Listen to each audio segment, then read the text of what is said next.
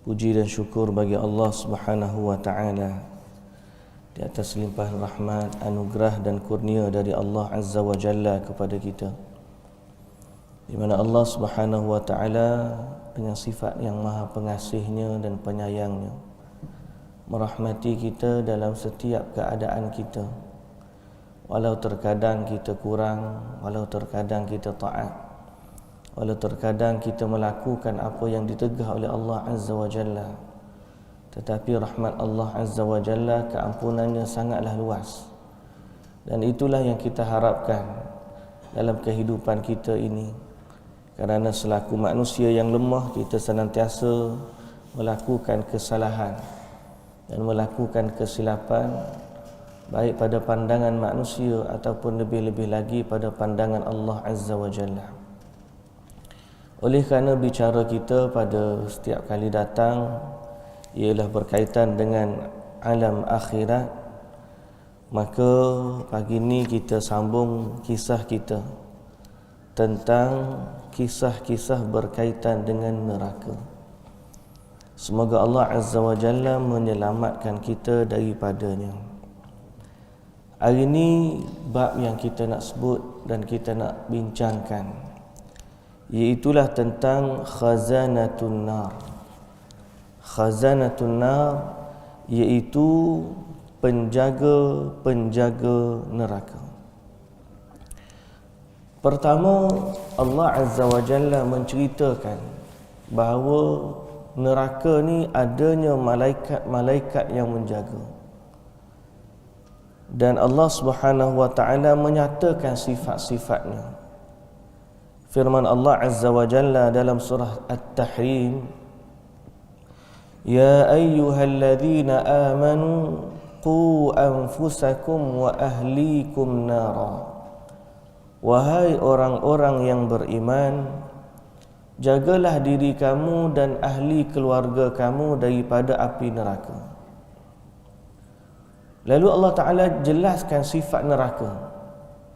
Waquduhan nas wal hijarah. Waqud ni bahan bakar. Yang mana bahan bakar neraka ini adalah manusia dan juga batu batan. Manusia dan juga batu batan. Itu manusia yang kufur kepada Allah dan juga sembahan-sembahan yang disembah selain dari Allah. Alaiha malaikatun ghilaz, kata Allah. Padanya atau atasnya yang menjaga neraka ini malaikatun, adanya malaikat-malaikat. Ghilazun, yang besar, syidad, yang bengis dan tegas. Ghilazun syidad, bengis dan juga tegas. La ya'sunallaha ma amarahum, yang tidak mengingkari Allah Azza wa Jalla pada apa yang diperintahkan. Maknanya pada mereka tidak ada belas kasihan.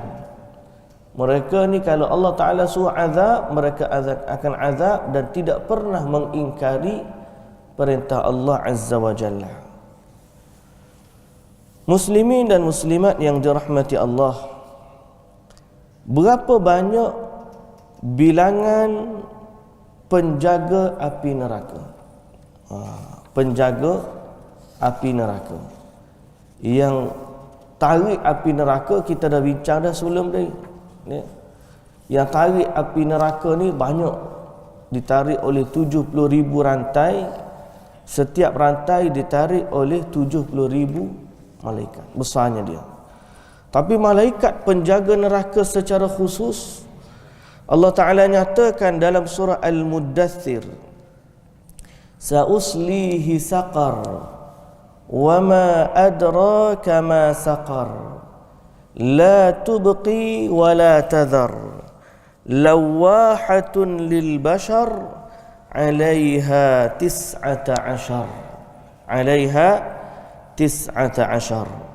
wa ma ja'alna ashaban nari illa malaikah. Kata Allah Azza wa Jalla, Sa'uslihi saqar, kata Allah, kami akan masukkan dia ke dalam neraka saqar. Sauslihi saqar. Wa ma adraka ma saqar. Tahukah kamu apakah itu saqar, neraka saqar? Okay. La tubqi wa la tadhar. Dia membakar, tidak meninggalkan sisa. La tubqi, bakar, tak ada meninggalkan sisa. Wala tadhar, dan dia juga tidak membiarkannya. Yakni tidak membiarkannya binasa terus. Dia bakar, dia bakar, dia bakar, setiap kali hancur, setiap kali hangus, kembali semula. La tubqi, waktu dia tinggal, waktu dia bakar, dia tidak meninggalkan sisa. Setelah habis, dia tidak biarkan dia binasa. Azab. Lawahatul lil bashar, kata Allah, yang membakar kulit-kulit manusia. Alaiha 19, di atasnya, yakni penjaganya sebanyak 19. Wallahu ta'ala a'lam. Ni 19 tu macam mana dia jaga, cuma kita hanya tahu bilangannya. Jadi malaikat penjaga neraka ni ada 19 malaikat. Ada 19 malaikat. Di mana malaikat inilah yang mana orang-orang penghuni neraka akan minta kepada mereka keringanan. Dalam surah Ghafir Allah Ta'ala kata, wa qala alladhina fin nari li khazanati jahannam ad'u rabbakum yukhaffif 'anna yawman minal 'adzab. Surah Ghafir ayat 49. Dan berkatalah penghuni-penghuni neraka kepada penjaga-penjaga neraka, ud'u rabbakum, wahai malaikat, mintalah kepada Tuhanmu, yukhaffif 'anna, semoga-moga dia boleh mengurangkan dari kami, yauman, satu hari sahaja, minal azab. Kalau boleh sebentar, satu hari je rehat daripada api neraka. Tapi malaikat menolak kerana mereka sangat taat kepada Allah Azza wa Jalla. Apa kerja mereka dengan tabiat mereka yang bengis, yang tegas, yang garang, yang besar tubuh badannya, yang kuat, dan tidak ada di dalam hati mereka itu rahmat, melainkan mereka itu tugasnya mengazab. Jadi apa tugas mereka? Apa tugas mereka? Tugas mereka ialah mencampakkan manusia ke dalam api neraka dan mengazab mereka. Mengazab mereka, malah mengherdik dan menghina mereka. Kata Al-Minhal bin Amr, idza qala Allah Ta'ala khudhuhu faghulluh, ambillah dia dan belenggukan dia. Orang yang nak dimasukkan ke dalam api neraka, sewaktu diseret dan dicampakkan ke dalam api neraka, lalu mereka diikat dengan rantai-rantai daripada api neraka.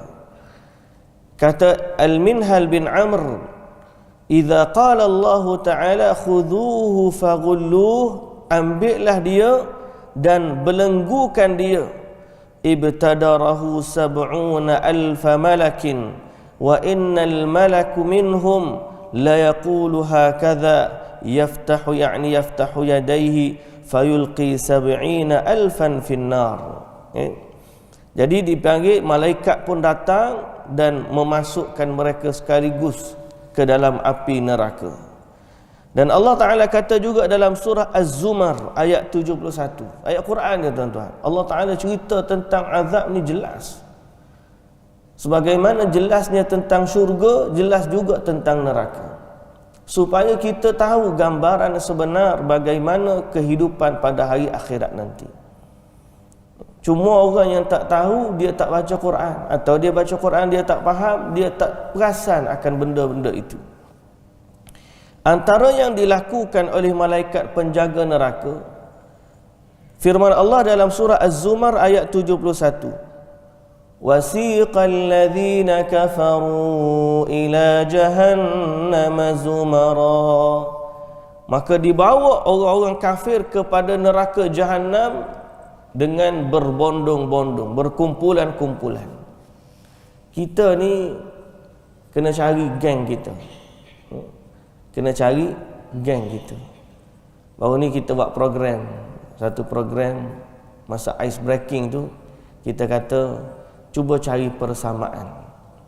Mana siapa yang lahir negeri sama, kumpul satu tempat. Masa pakat kumpul lah, ni geng Kelantan ni geng KL ni geng Selangor. Habis itu sudah berkenal-kenal, kita kata okey, sekarang ni kita kumpul ikut universiti pula. Siapa belajar universiti sekian, duduk sekian pula, duduk kumpulan. Siapa habis tu okey, siapa lahir bulan sekian, sama pula. Cari persamaan, jangan cari perbezaan, kan? Sampai tu kita pun malam tu bila buat tazkirah tu kita kata, tadi kita cari persamaan tempat lahir, kita cari persamaan tempat belajar, kita cari persamaan bulan kelahiran. Sekarang ni andai sampai hari akhirat, kita nak duduk persamaan kita ni dalam sifat macam mana? Hari ni Ustaz kata okey, hak ni lahir Kelantan duduk belah sini, lahir KL belah sini, lahir Selangor belah sana. Hari akhirat persamaan kita ada dua je. Orang beriman sebelah kanan, orang kafir sebelah kiri. Masa tu kita bersuai kenal lah dengan orang beriman, kalau kita ni orang beriman. Dan mereka yang kufur kepada Allah akan berkumpul dengan orang-orang yang kufur. Sebab tu hari ni kalau kita nak jadi ahli syurga, kena cari persamaan sifat-sifat ahli syurga ada tak pada kita. Kerana ahli syurga dikenali dengan sifat-sifat mereka, sebagaimana ahli neraka juga dikenali dengan sifat-sifat mereka. Jadi perhatikan sifat pada kita. Dan mereka juga masuk syurga berbondong-bondong, sebagaimana masuk neraka juga berbondong-bondong. Allah Ta'ala kata wasiqal ladzina kafaru ila jahannama zumara, mereka akan dimasukkan ke dalam neraka dengan berbondong-bondong. Sama juga wasiqal ladzina taqaw ila wasiqal ladzina taqaw rabbahum ilal jannati zumara, orang bertakwa kepada Allah juga masuk dengan berbondong-bondong, berkumpulan-kumpulan. Baik, hatta idza futihat abwabuha, orang kafir ni dibawa ke neraka berbondong-bondong, ramai. Hatta idza ja'uha, apabila sampai kepada neraka, futihat abwabuha, dibukakan pintu neraka. Wa qala lahum khazanatuha, dan berkatalah penjaga-penjaga neraka, alam ya'tikum rusulun minkum, bukankah telah datang kepada kamu seorang rasul? Allah Ta'ala kata, malaikat akan tanya penghuni neraka, kenapa kamu masuk neraka? Bukan dulu dah datang kepada kamu seorang rasul? Yatluna alaikum ayati rabbikum, yang rasul tu bila datang, dia bacakan kepada kamu ayat-ayat Tuhan kamu. Wa yunzirunakum liqa'a yaumikum hadza, dan memberi peringatan kepada kamu akan pertemuan pada hari ini. Malaikat tu kata kepada penghuni neraka, kenapa kamu masuk neraka? Bukan rasul dah datang kepada kamu, bacakan kepada kamu ayat-ayat Tuhan, bagi tahu kamu peringatan tentang pertemuan hari ini, kenapa kamu tak ambil peringatan? Wa qalu bala, mereka kata bahkan betul dah datang sungguh dah. Walakin haqqat kalimatul azabi 'alal kafirin, akan tetapi telah berlaku ketetapan bahawa hari ini akan ditimpa azab kepada orang-orang yang kafir. Jadi malaikat ni bila dia tanya mereka, dia tanya dengan bengisnya, dia marah kepada mereka, kenapa kamu tak ikut rasul kamu dulu? Memang itulah sebenarnya. Banyak manusia kenal Nabi. Tapi di antara yang kenal, ada yang beriman dan ada yang tidak beriman. Tuan-tuan yang dirahmati Allah, kenal saja Nabi ni tak cukup. Kalau sekadar kenal Nabi sallallahu alaihi wasallam tak cukup. Kita ni kena kenal, beriman dengan baginda dan mengikuti petunjuk baginda. Yang tu jalan keselamatan. Kalau kenal Nabi, ada orang lebih kenal Nabi daripada kita tapi dia ahli neraka. Abu Jahal kenal Nabi. Abu Lahab kenal Nabi. Malah dialah orang pertama yang disebut sebagai paling gembira dengan kelahiran Nabi sallallahu alaihi wasallam. Abu Talib bukan setakat kenal, pakcik dia yang defend dakwah Nabi. Tapi mereka tidak mendapatkan rahmat Allah Azza wa Jalla untuk dimasukkan ke dalam syurga Allah. Kenal saja tak cukup. Nabi ni sallallahu alaihi wasallam kita kena kenal dan beriman dengannya. Makna mengakui bahawa baginda adalah rasul utusan Allah. Lalu kita kata la ilaha illallah Muhammadur Rasulullah. Tapi beriman ni ada inti dia, bukan sekadar lafaz pada lidah. Sebab kalau lafaz pada lidah, mustahil orang dulu nak berbunuh-bunuhan. Abu Jahal, Abu Lahab, Umayyah bin Khalaf, kalau setakat nak mengaku Muhammad Rasulullah, kita jawab je lah, tak seduk bergaduh-bergaduh. Tak. Sebab mereka tahu yang dibawa oleh baginda Nabi sallallahu alaihi wasallam bukan sekadar syahadah. Kerana syahadah itu ada inti yang perlu dilaksanakan. Apa dia? Kena ikut dakwah baginda. Kena mentauhidkan Allah. Itu nombor satu sekali. Sebab tu pada bab sebelum daripada ni kita bincang tentang amalan-amalan yang menyelamatkan kita dari azab api neraka. Tuan-tuan yang dirahmati Allah, syarat paling utama sekali yang memasukkan seorang ke dalam syurga dan juga memasukkan seorang ke dalam neraka, pembeza dia adalah antara iman dan juga kufur. Kita hari ini muslimin dan muslimat yang dirahmati Allah, orang tak sensitif masalah ini. Tak sensitif masalah perkara-perkara keimanan kepada Allah. Sebab mereka tak faham membezakan antara amalan dengan akidah, i'tiqad, keimanan. Beza antara amalan dengan iman, atau berbeza antara amalan dengan akidah. Seorang mungkin boleh tersalah dalam bab beramal, mungkin boleh tersilap. Kalau dia salat terlepas waktu, dia qada. Kalau dia puasa, dia makan dalam keadaan lupa puasa, boleh sambung puasa dia. Tapi dalam isu akidah, kita tak boleh main-main dalam masalah akidah. Isu akidah ni isu mandatory. Ramai orang tak ambil peduli, dan dia rasa bila dia mengucap la ilaha illallah maka dia Islam. Dia tak peduli tentang apa? Tak peduli tentang perkara-perkara yang membatalkan syahadah dia. Kita kena belajar tentang perkara-perkara yang membatalkan syahadah. Dibimbangi seorang itu, dia sangka dia masih Islam, tapi sebenarnya dia sudah pun terkeluar dari agama. Sampai-sampai hari akhirat, bila bagi dua kumpulan itu sebelah kanan dan sebelah kiri, dia kena pergi duduk sebelah kiri sebab dia sudah terkeluar daripada kumpulan Islam. Itu bahaya. Sebagai contoh kita ni, hak baru ni kan, dua isu besar lah. Isu yang pertama tentang sambutan Merry Christmas sambutan hari kelahiran Nabi Isa alaihi salam. Ada sebahagian orang kata tak apa, sebab kita pun sayang juga kepada Nabi Isa alaihi salam. Jadi kita ucapkan selamat atas kelahiran Nabi Isa, kerana Nabi Isa tu salah seorang daripada rasul-rasul kita. Jawapan tu kita bantah atas dua sebab. Sebab yang pertama, kerana salahnya tarikh kelahiran Nabi Isa di sisi mereka berbanding kita.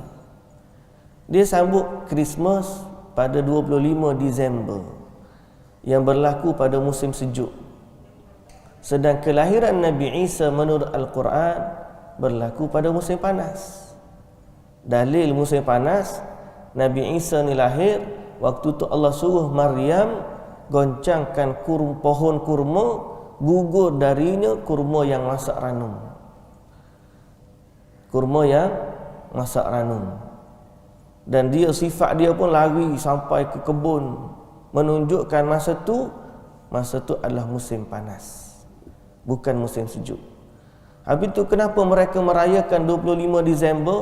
Kita kena flashback balik, tengok sejarah macam mana telah bergabungnya sambutan Kristian dengan perayaan pagan orang-orang Yunani dulu, sehingga akhirnya pemujaan dewa-dewa dijadikan satu dan disambut Christmas pada hari pemujaan dewa mereka. Jadi akhirnya jadilah Christmas pada 25 Disember. Bukan sekadar kita orang Islam tak setuju, sebahagian Kristian pun ada yang tak sambut Christmas 25 Disember. Jadi kalau orang Islam nak sambut, satu kita kata salah berdasarkan tarikhnya, sambutan tersebut salah. Yang kedua yang lebih besar lagi, sambutan perayaan itu berkait dengan akidah. Kerana mereka merayakan kelahiran seseorang pada mereka, itu adalah anak Tuhan. Jadi isu akidah, kita ni kalau mengucapkan tahniah kepada mereka, makna kita mengucapkan tahniah kepada mereka dalam akidah mereka. Dan itu bahaya. Itu bahaya. Kita kena ada satu konsep, tuan-tuan yang dirahmati Allah, iaitulah al-wala'u wal-bara'. Al-wala' wal-bara'. Orang kadang-kadang bila sebut al-wala' wal-bara', dia pergi kepada konsep politik, pemerintahan. Siapa orang mari gelar ni, geng wala'un dia panggil. Pasal apa? Pada dia terma walak tu pada kumpulan politik. Salah, tuan-tuan. Walak sebenarnya, al-wala wal-bara adalah istilah agama, di mana taat setia kita al-wala kepada Allah. Al-wala kepada Allah. Allahu waliyul ladzina amanu. Kerana Allah dialah penjaganya orang-orang yang beriman. Al-wala. Al-bara pula maknanya berlepas diri daripada semua perkara yang dimusuhi dan dibenci oleh Allah. Sebab tu al-bara ni asal kalimah bari. Kita baca Nabi Ibrahim AS sebut macam mana. Nabi Ibrahim AS ni waktu berhujjah dengan kaum dia, Allah Ta'ala kata dalam Quran, falamma janna alaihi al-lailu ra'a kaukaba. Apabila datangnya malam, dia pun tengok bintang-bintang. Qala hadza rabbi. Nabi Ibrahim kata, inilah Tuhanku. Makna dia dalam berhujjah dengan kaum dia. Falamma afala qala la uhibbul afilin. Bila bintang tu hilang, dia kata aku tak suka sesuatu yang hilang, yang lenyap. Falamma ra'al qamara bazighan. Kemudian dia tengok bulan yang cerah, purnama. Qala hadza rabbi. Dia kata inilah Tuhan. Pasal apa? Cahaya dia lebih besar daripada bintang. Qal falamma afal, tiba-tiba bulan tu pun lenyap juga. falamma afala qala la illam yahdini rabbi. Dia kata kalaulah Tuhan tidak memberikan hidayah kepadaku, la akunanna minal qaumid dhallin, nescaya aku jadi dari kaum yang sesat. Falamma ra'a asy-syamsa bazighatan, bila tengok matahari pula di siang hari terang benderang, qala hadza rabbi, Nabi Ibrahim kata inilah Tuhan. Hadza akbar, dialah hak paling besar sekali. Falamma afalat, apabila matahari terbenam lenyap, qala inni bari'un mimma tusyrikun, kata Nabi Ibrahim, aku berlepas diri dari apa yang kamu syirikkan. Bari maknanya berlepas diri.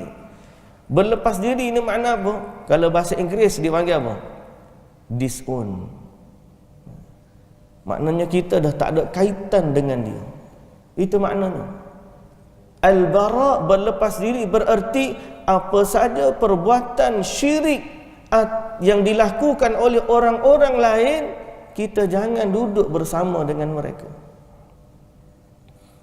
Bukan sebab kita ekstrim dah, sebab kita menjaga agama kita. Kerana kita menjaga Allah Azza wa Jalla lebih utama daripada menjaga hati manusia. Ustaz, dia jiran kita, betul dia jiran kita, buatlah baik kepada dia, tapi jangan pada perkara yang mendatangkan kemurkaan Allah. Nak ziarah dia, atau anak dia sekolah, dia sakit, kita pergi lawat di hospital, itu semua adab-adab berjiran. Tapi untuk mengucapkan selamat di atas penyembahan mereka pada Tuhan yang salah, itu bukan cara dia. Itu isu akidah. Baru ni timbul pula satu cerita. Waktu banjir, lepas daripada banjir, pakak-pakak pergi, sebahagian daripada orang Islam pergi cuci kuil. Pergi cuci kuil. Maka adalah orang kata bolehlah, sebab dia pun datang cuci masjid kita, jadi kita pun pergi cucilah kuil dia. Tuan-tuan yang dirahmati Allah, dia mari cuci masjid kita, memang kita alu-alukan. Bukan setakat mari cuci masjid, kita minta dia semayang sekali, kita beriman kepada Tuhan kita. Sebab pada kita inna dina indallahil Islam. Memang kita nak tarik dia pun masuk agama kita. Bukan sebab kita, sebab pencipta sekalian alam ni Allah. Dan dialah satu-satunya Tuhan yang berhak disembah. Dan kita kena berlepas diri dari sembahan selain dari Allah. Saya bagi dua analogi yang tuan-tuan mudah faham betapa berat pentingnya isu ni. Walaupun pada orang Allah just cuci parhala je. Saya bagi dua contoh analogi. Contoh pertama, andai katalah kilang arak kena tenggelam banjir.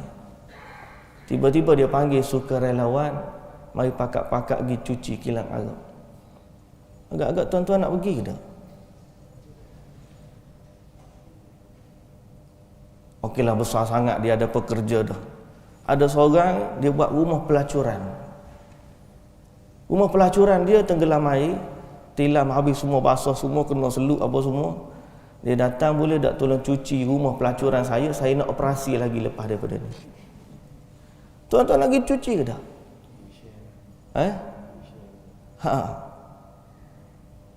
Kita kata kalau tahu rumah ni rumah pelacuran, taubat aku tak pergi cuci. Kalau tahu ni kilang arak, aku tak pergi cuci. Tuan-tuan, mana besar dosa zina, dosa minum arak dengan dosa syirik. Kalau rumah pelacuran kita tak pergi cuci, kenapa nak pergi cuci rumah penyembahan berhala? Yang ni lebih besar kot jenayah dia. Tapi kita tak rasa sensitif, malah kita kata tak apalah, pasal dia mari cuci masjid kita pergi cuci. Itu analogi nombor satu. Analogi nombor dua, Nabi Ibrahim alaihissalam bila tengok berhala, dia pecah berhala. kita pergi cuci. Jauh beza tu. Nabi Ibrahim AS bila tengok berhala, dia pecahkan berhala. Hari ni kita tak suruh pergi pecah berhala. Cuma ingkarlah dengan hati bahawa apa yang mereka sembah itu adalah sekutu bagi Tuhan kita. Secara batil mereka kata Tuhan memiliki sekutu. Sedang Allah kata dalam Quran, Qul huwallahu ahad, Allahu samad, lam yalid wa lam yulad wa lam yakul lahu kufuwan ahad. Itu akidah. Habis itu kalau dia cuci dah tu lagu mana? Istighfar. Mudah-mudahan Allah Ta'ala ampunkan di atas kesalahan tak sengaja. Budak-budak masih lagi baru, dia pun tak tahu. Kita tak katalah dia tu jadi hari tu juga jadi syirik, kita pergi panggil. Tak, itu menghukum secara individu, kita berlepas diri. Kita tak kata pun mereka budak-budak tu syirik kepada Allah Azza wa Jalla, kerana mungkin mereka tak tahu, mungkin mereka. Tapi kita kena jelas bahawa perbuatan bersekongkol atau bersubahat dalam kesyirikan adalah perkara yang membimbangkan akidah atau boleh mencemar dan merosakkan akidah. Jadi kena hati-hati bab akidah. Bukan kita tak nak bagi harmoni tak. Ada benda yang kita kena jaga agama kita lebih daripada kita jaga agama dia. Orang kalau dia orang Kristian mari raya pak kita pun dia tak akan kompromi bab akidah dia. Maknanya apa? Contohnya ada orang non muslim mari raya di rumah kita, dia mari dia mengucap la ilaha illallah Muhammadur Rasulullah. Dia tak akan sampai bab tu. Dia mari rumah kita makan ketupat, pakai baju Melayu, gitu okeylah. Tapi dia tak akan ucap selamat atas penyembahan kita. Tiba-tiba orang Islam semangat toleransi dia lebih. Dia tak tahu pada diri agama dia ada konsep al-wala wal bara. Taat setia kita hanya kepada Allah. Dan kita berlepas diri dari semua perkara syirik yang tidak diredai oleh Allah Subhanahu wa taala. Baik, muslimin dan muslimat yang dirahmati Allah Subhanahu wa taala. Betapa besarnya malaikat penjaga neraka ni besar, di mana Nabi sallallahu alaihi wasallam melihat seorang lelaki yang besar dalam keadaan yang buruk pandangannya. Buruk pandangannya, dia ni besar, kemudian rupanya buruk, karihil mar'atun. Nabi SAW dalam perjalanan Isra, dia kata apa? Kami bertolak dan kami melihat malaikat yang buruk wajahnya, lelaki yang buruk wajahnya. Lalu di akhir hadis Jibril alaihi salam kata, wa ammar rajulul karihul mar'atu alladhi 'inda an-nar yahushuha fa innahu maliku khazin jahannam. Adapun lelaki yang buruk wajahnya itu, yang berada pada neraka, yang yahushuha ni, menyalakannya, dia adalah malaikat penjaga api neraka. Muslimin dan muslimat yang dirahmati Allah Azza wa Jalla, semoga Allah Ta'ala menyelamatkan kita daripada azab api neraka.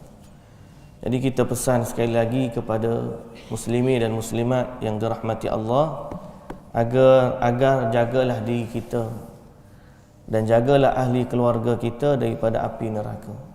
Kita dah bentangkan sebelum daripada ni amalan-amalan penyelamat daripada api neraka, termasuklah akhlak yang baik, kesabaran, majlis ilmu, majlis zikir ni, majlis ilmu dan amalan-amalan salih yang lain, semuanya penyelamat kita di hari akhirat kelak. Jadi yang boleh selamatkan kita, benteng kita daripada api neraka adalah amal-amal salih yang kita lakukan dan doa kita minta kepada Allah agar Allah Ta'ala selamatkan kita daripada api neraka. Wallahu Ta'ala a'lam. InsyaAllah kita akan sambung nanti tentang pintu-pintu neraka. Bahan bakar kita dah nyatakan, tapi ada bab khas bahan bakar dengan bersangatan panas dan bersangatan sejuk. Api neraka ni ada dua bentuk, iaitu api yang tersangat panas dan suhu yang tersangat sejuk dalam neraka. Dia sebab apa datangnya sejuk tu adalah untuk menambahkan azabnya api neraka. Kita kalau tengah panas tiba-tiba sejuk, pecah tuan-tuan, hancur. Jadi neraka ni diselangi dengan api yang panas dengan suhu yang sangat sejuk. Allahu Akbar. Semoga Allah Ta'ala menyelamatkan kita daripadanya. Ada rezeki kita jumpa lagi perbincangan kita pada bab pintu-pintu neraka dan kepanasannya. Wal'iyadzu billah, kita berlindung kepada Allah Azza wa Jalla. Subhanakallahumma wa bihamdika asyhadu an la ilaha illa anta astaghfiruka wa atubu ilaik. Assalamualaikum warahmatullahi wabarakatuh.